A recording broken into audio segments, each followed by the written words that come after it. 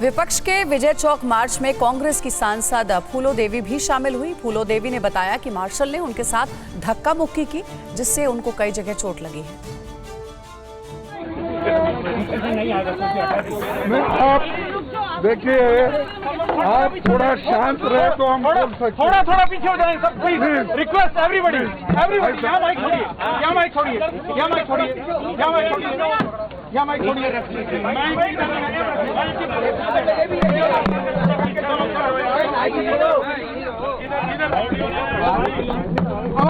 आप थोड़ा पीछे, दोनों एक फुट पीछे खुल जाए। Request brother, everybody, request you, please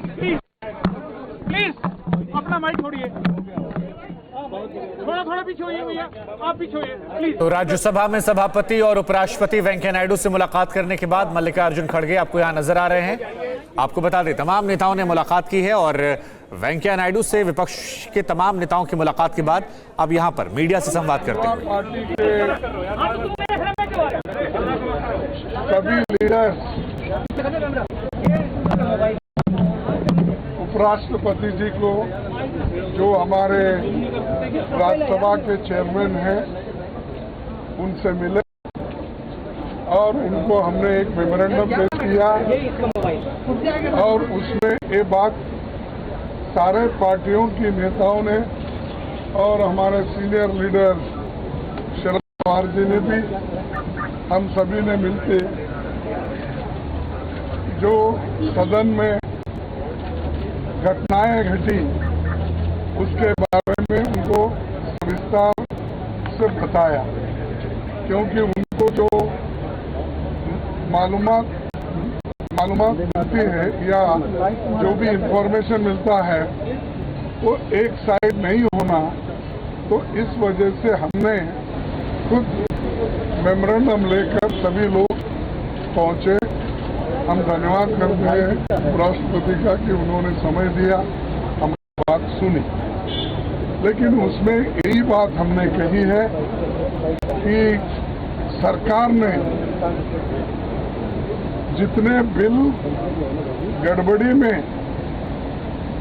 house order में न रहते हुए भी पास कर लिया, हर 10 मिनट को एक बिल पास हो गया और किसी को बोलने का मौका नहीं मिला और उन कानूनों में क्या कमियां हैं वो बताने के लिए भी समय दिया नहीं। उसके बाद में फिर भी हमने सरकार को कोविड इश्यू पे डिस्कशन के लिए हम पूरे साथ दिए।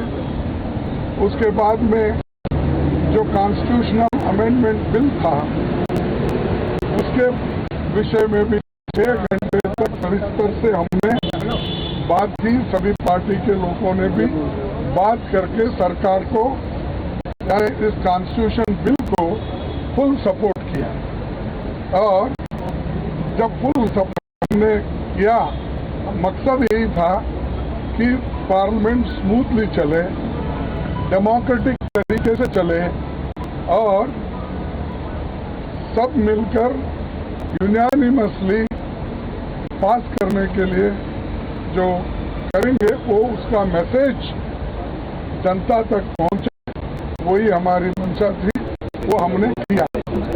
लेकिन हुआ क्या, वो कॉन्स्टिट्यूशनल अमेंडमेंट बिल पास होने के बाद उन्होंने फिर एक बिल, इंश्योरेंस बिल, डीनेशनलाइजिंग 4 कंपनियों को उन्होंने जो किया, उसके विरोध में हमने ये कहा कि ये बिल तो आज आने वाली नहीं लाए। वहाँ पर क्या हो गया कि यथा हमेशा प्रोटेस्ट होते हैं सदन में, वेल में जाते हैं, कभी इमोशन में स्लोगन लगाते हैं, लेकिन सरकार ने ऐसा इंतजाम कर लिया था, लीडर ऑफ द हाउस ने ऐसा इंतजाम कर लिया था कि 50-60 मार्शल्स को बाहर से लाया। वो कौन से थे, क्या थे, किनको मालूम है, और उसी ढंग से 15-20 महिलाओं को भी उन्होंने लाया और शील्ड बनाकर वहाँ पर रख दिया। और जो कांग्रेस के 2 महिलाएं राज्यसभा मेंबर थे उनके साथ भी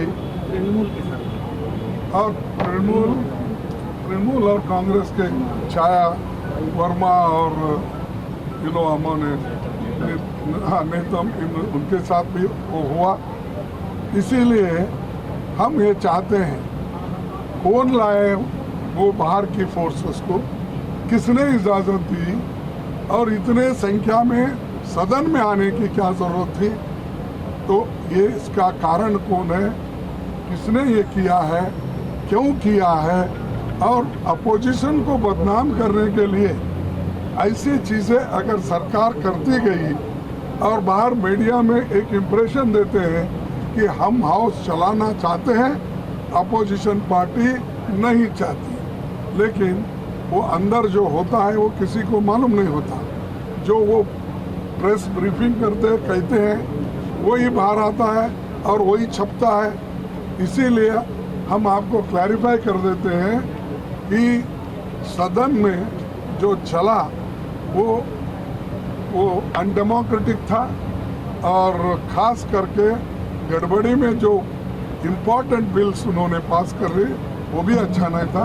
इसका हम कंडम करते हैं और उनको बताएं इसकी इंक्वायरी करिए और जो कुछ सच्चाई है वो बाहर आने चाहिए। Well, what the leader of opposition has explained, we had come to meet the honorable chairman,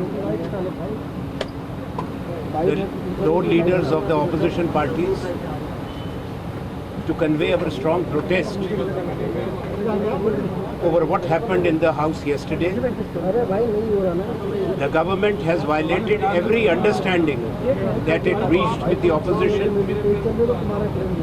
including day before yesterday and yesterday,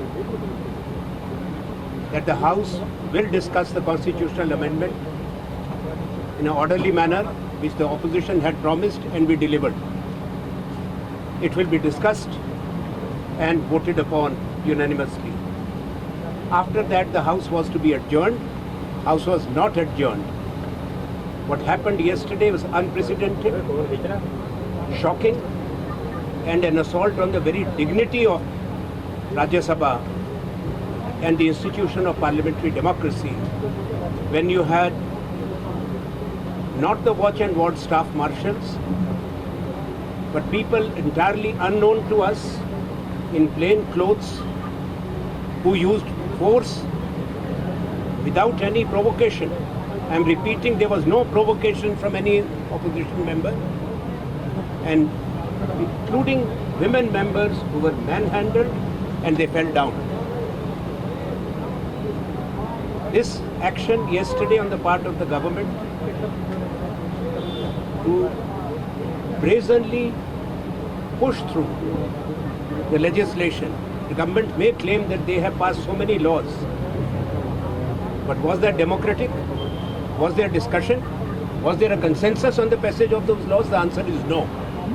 Right from the word go, when the all-party meeting was convened on the 18th, the day before the parliament began, government has violated every understanding, and we are making it clear what we conveyed, that the entire blame for the deadlock, stalemate and pandemonium lies with the government.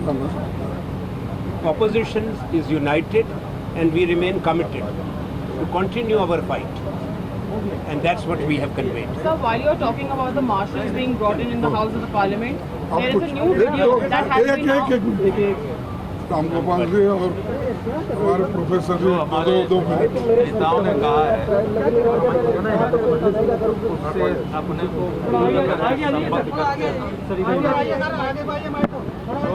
जो हमारे नेताओं ने कहा है अभी पूरी तरह से अपने आप को संबद्ध करते हैं और ये मानते हैं कि सेशन में जिस तरह के बिल पास हुए जिन पर कोई विचार विमर्श नहीं हो सका, मैं समझता हूँ हिंदुस्तान के इतिहास में इतने घटिया क्वालिटी के बिल कभी पास नहीं, never, they have never been scrutinised. और जब तक स्क्रूटनी नहीं होती है तो दुनिया भर की कमियां होती हैं। अभी देखना 6 महीने बाद इनमें कितने संशोधन लाने पड़े। जब इतना सब स्टैंडर्ड आप कानून बनाना चाहते हैं और विपक्ष की बात नहीं सुनना चाहते, आप कहते हैं कि इतना समय बर्बाद हुआ। समय कहाँ बर्बाद हुआ? इनके तो सारे बिल पास हो गए। जो बर्बाद हुआ समय विपक्ष का था। जनता की मांगों को, जनता की समस्याओं को उठाना चाहते हैं, उसको इजाजत नहीं दी गई। ना किसानों से सम्मत, ना जो जासूसी हो रही है पेगासस के मामले में, न महंगाई के मामले में, बेरोजगारी के मामले में कोई चर्चा नहीं। यही जनता के विषय थे, इन पर कोई चर्चा नहीं। जो समय जो बर्बाद हुआ तो जनता के विषयों को लेकर विपक्ष का जो असली मामला था वो बर्बाद हुआ।